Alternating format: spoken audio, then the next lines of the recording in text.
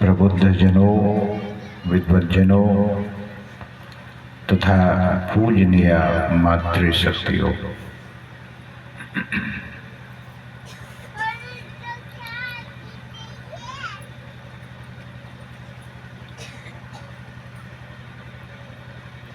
जगत में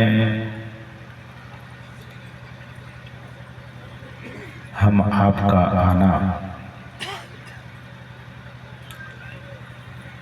शास्त्र कहता है कि अपने को जानिए, ईश्वर को भी जानिए। जानते बहुत कुछ हैं, बहुत तरह के ज्ञान का अर्जन हम और आपने किया है, लेकिन वह ज्ञान, जिस ज्ञान से हम आपका सदैव और सदा के लिए कल्याण होगा, वह ज्ञान दरअसल में अध्यात्म ज्ञान है। भगवान श्री कृष्ण कहते हैं कि अध्यात्म ज्ञान ज्ञानत्वम्, अध्यात्म ज्ञान ही ज्ञान है। जो भौतिक ज्ञान है, भौतिक वस्तुओं का ज्ञान है, वह ज्ञान दरअसल में शाश्वत नहीं है। और अध्यात्म ज्ञान क्या है? शाश्वतम। अध्यात्म ज्ञान शाश्वत है। परमात्मा भी शाश्वत और जीव भी शाश्वत और ज्ञान भी शाश्वत होना चाहिए। द इटर्नल, अंग्रेजी में परमात्मा को एवर इटर्नल कहा गया है।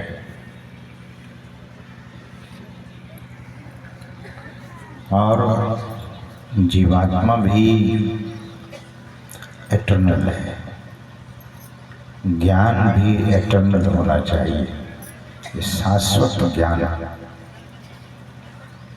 तो सज्जनों, इस ज्ञान की प्राप्ति कहाँ होगी? महापुरुष कहते हैं कि इस ज्ञान की प्राप्ति केवल सत्संग में ही संभव है। वैसे सत्संग की महिमा इतनी है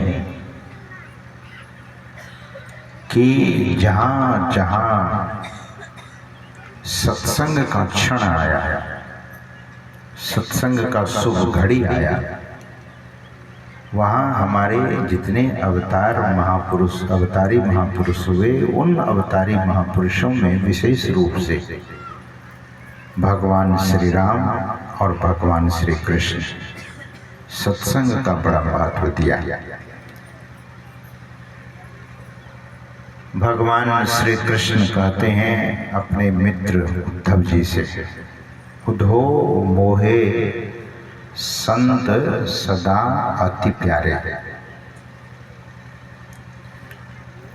बहुत चीज व्यक्ति को बहुत प्यारा लगता है, ध्यान दीजिएगा। When you see the flower, the rose flower or lotus flower, it looks very, very nice. When it is very full bloomed flower, the moment, the day the flower is going to dry away, then the flower was looking few days so nice, so beautiful, but now just a few days later it dries away. फूल खिलता हुआ गुलाब या कमल देखने में बड़ा सुंदर लगता है, लेकिन जब वही फूल सूख जाता है तो उसकी तरफ किसी की नजर नहीं जाती है। दुनिया की किसी भी वस्तु की यही हालत है, शरीर की भी यही हालत है। भगवान बुद्ध ने अपने शिष्यों से कहा, है भिक्षुओं, सावधान, अपने चित्त को खुशी की तरफ न ले जा। जो सांसारिक क्षण भंगुरता है, कैसा है यह संसार? तो सदगुरु महाराज के वचन में क्षण ही फुलावत क्षण मुरझावत जगत बिटप की रीति। क्षण में खिल जाता है, क्षण में मुरझा जाता है, जगत बिटप की रीति। इस जगत रूपी वृक्ष की यही रीति है। और इसी बात को भगवान श्री कृष्ण गीता में कहते हैं 15वें अध्याय में, ऊर्ध्वमूल मधशाखम अश्वत्थम प्राहुरव्ययम छंदांसि यस्य पर्णानि यस्तम वेद स वेदवित् अधश्चोर्ध्वं प्रसृतास्य तस्य शाखा गुण प्रवृद्धा विषय प्रमाला अधस्य मूला न्यनुसंततानि कर्मानुबंधीनि मनुष्य लोके न रूपमस्येह तथोपलभ्यते नान्तो न चादिर् न च संप्रतिष्ठा अश्वत्थमेनं सुविरूढ़ मूलम असंग शस्त्रेण दृढ़ेन चित्वा। भगवान श्री कृष्ण कहते हैं कि अर्जुन, जैसे अश्वत्थ का पेड़, पीपल के पेड़ में साल नहीं होती है, सार नहीं होता, और पेड़ में साल होती है। झारखंड में लकड़ी बहुत मिलती है अभी भी, और राज्य की बनिस्पत दरवाजा में कौन सी लकड़ी लगाते हैं? पीपल वाली। देखा आपने, सुना क्या? पीपल में कुछ भी सार नहीं है, बहुत इंपॉर्टेंट ट्री है, बहुत महत्वपूर्ण वृक्ष है।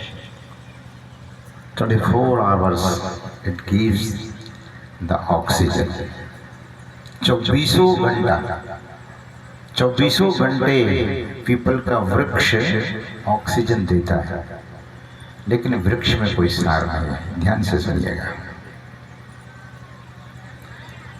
भगवान कहते हैं कि जैसे पीपल के वृक्ष में सार नहीं है, उसी तरह से इस संसार में सार कुछ भी नहीं है। तब संसार की नश्वरता को, संसार के क्षणभंगुरता को समझते ही संसार में हम आपको सुखद यात्रा करनी है। सदगुरु महाराज कहते हैं कि तू यात्री पीव को मिलन जो चाहो।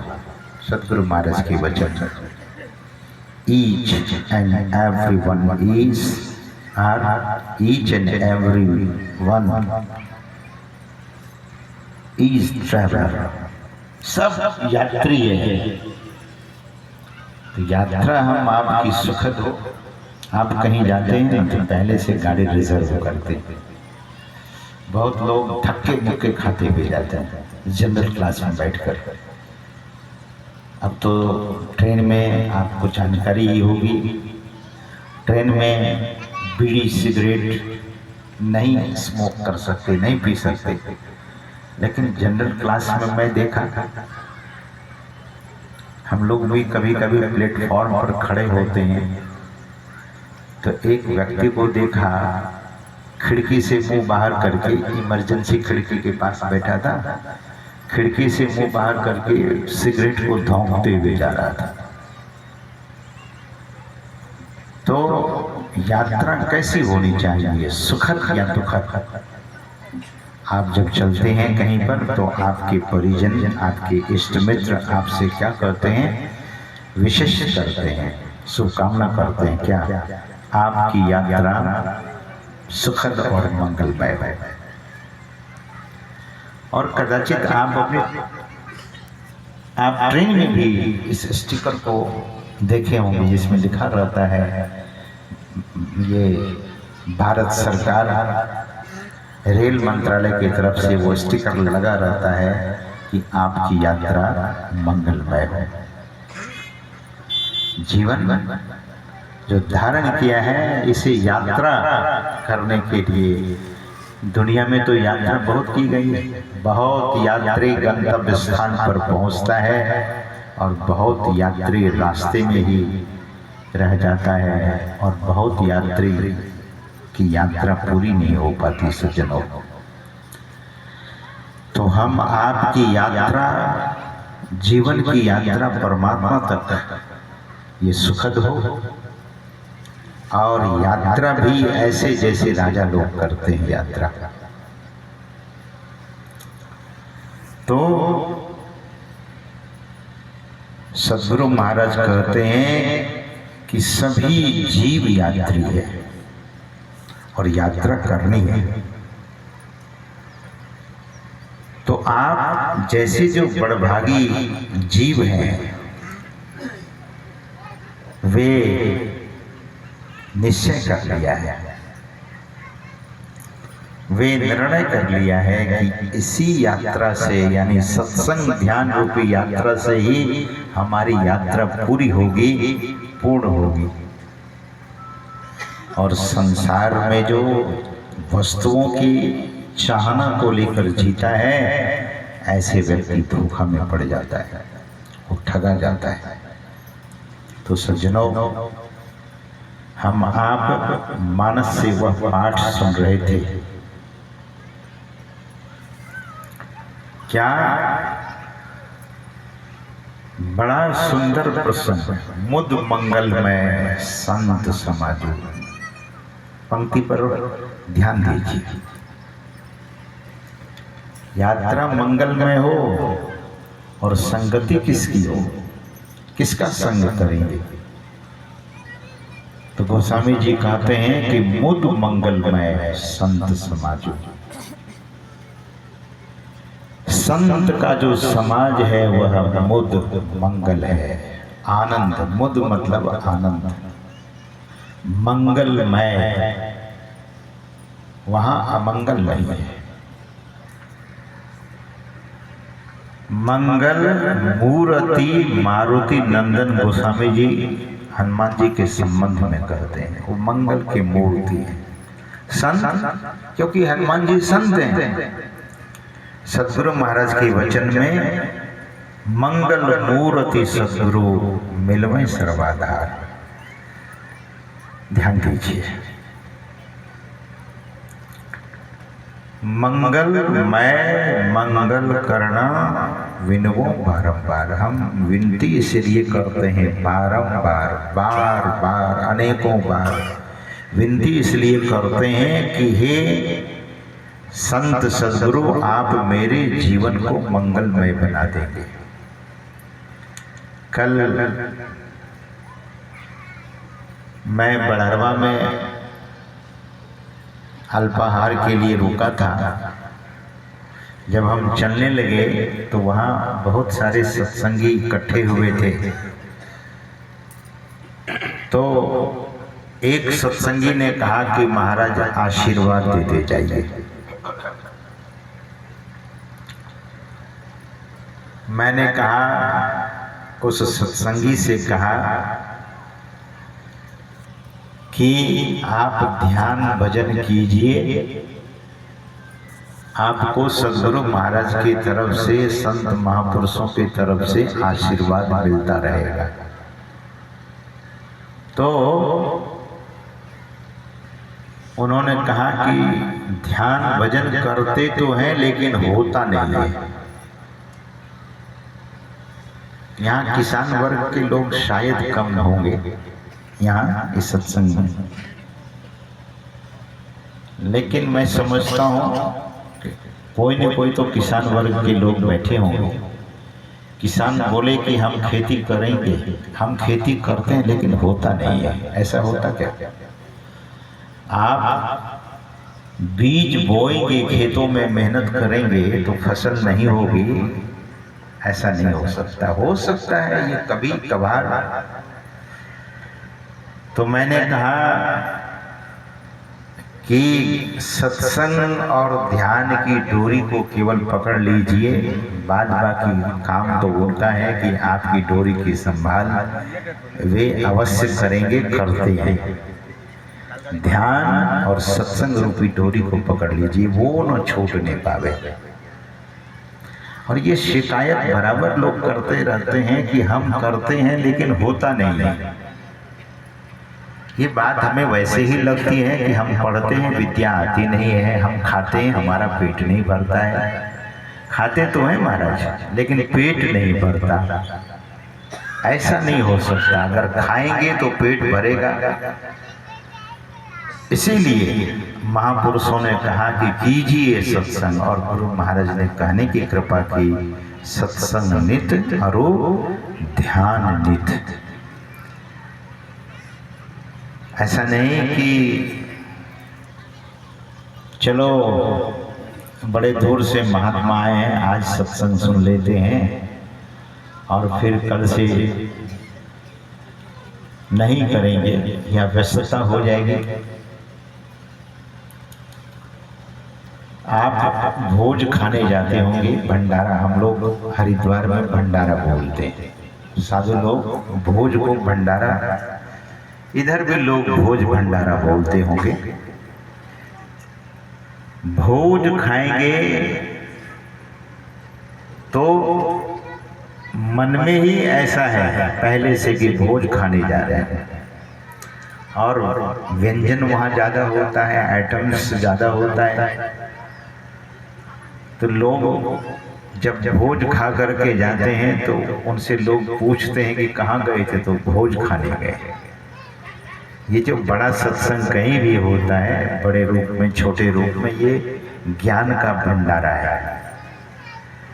यहाँ बड़े सारे साधु महात्मा होते हैं जो बहुत रुचिकर बात सुनाते हैं और लोगों को अच्छा भी लगता है। लेकिन वही जब सत्संग की किताब पढ़ने की बातें आती हैं, सत्संग योग में या गुरु महाराज की प्रवचन में भी वही बात है, लेकिन उसे जब व्यक्ति पढ़ने लगता है तो उनको आलस आने लगता है। महापुरुष कहते हैं, भगवान बुद्ध ने कहा कि प्रमाद, आलस मौत का रास्ता है, और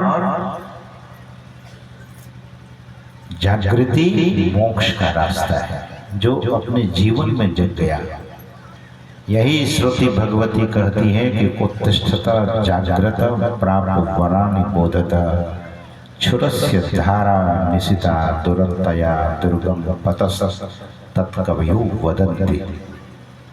है अरे अविद्याग्रस्त लोगों, उठो, जागो और श्रेष्ठ पुरुषों के समीप जाकर ज्ञान प्राप्त करो। ये हाट, ज्ञान की हाट, ज्ञान का बाजार कल तक के लिए लगी हुई है।